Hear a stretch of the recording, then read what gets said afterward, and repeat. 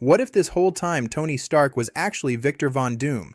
You heard me right. Tony Stark has always been Doctor Doom. How? I'm going to break down every detail of this theory for you, but I'm giving you a heads up. Strap yourselves in, cause this one is absolute heavy duty. Why hasn't Doctor Doom shown his mug until now? What's going to happen to Kang? And why is there no classic Doctor Doom in the main MCU? Come with me for this theory.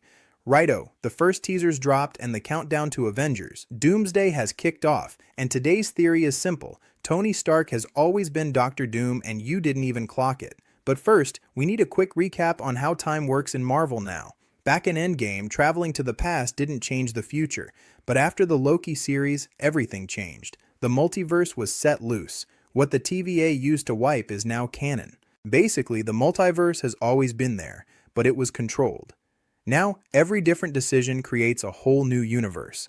The Infinity Stones, which we thought were the pillars of reality, actually don't stop branches from forming.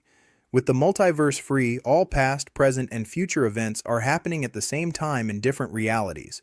And where does Victor Von Doom fit into this dog's breakfast? Well, the multiverse has threats. You got the Kangs, you got Doctor Strange variants, you got incursions. But there's a Marvel concept from the comics that hasn't been used in the MCU yet. Nexus beings. Nexus beings are unique entities in the multiverse. They belong to all universes at once, and the actions of a Nexus being affect the future of everything. The theory is, Doctor Doom is a Nexus being in the MCU. But if he exists in all realities, why hasn't he popped up in the 616? The answer is simple and scary as hell. Because in Universe 616, the Doctor Doom variant is Tony Stark.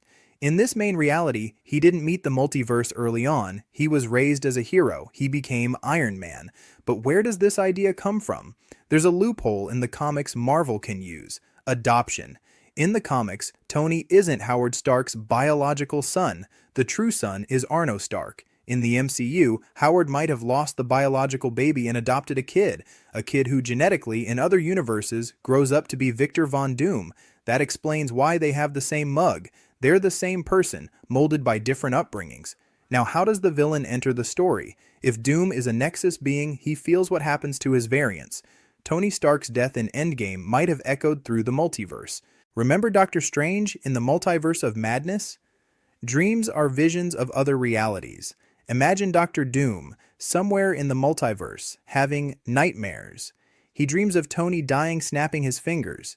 He dreams of other variants being hunted by the Council of Kangs who are wiping out threats. Doom realizes he's being hunted. And what did Tony Stark do when he was scared of the end of the world? He created armor, like Ultron. Doom does the same, but on a multiversal scale.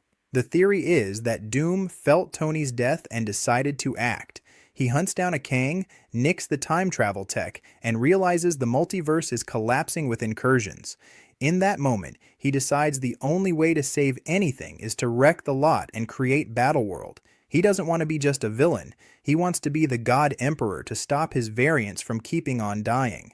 If the Russo brothers brought Robert Downey Jr. back, there's gotta be a strong narrative reason. Turning Doom into a Nexus being who shares an existence with Stark would be the perfect explanation. So, what do you reckon? Does it make sense for Stark to be the goody two-shoes variant of Doom? Chuck your theory in the comments below. Don't forget to sub to the channel and hit the bell, cause the coverage of Doomsday is gonna be insane around here. Cheers, legends. Catch you next time.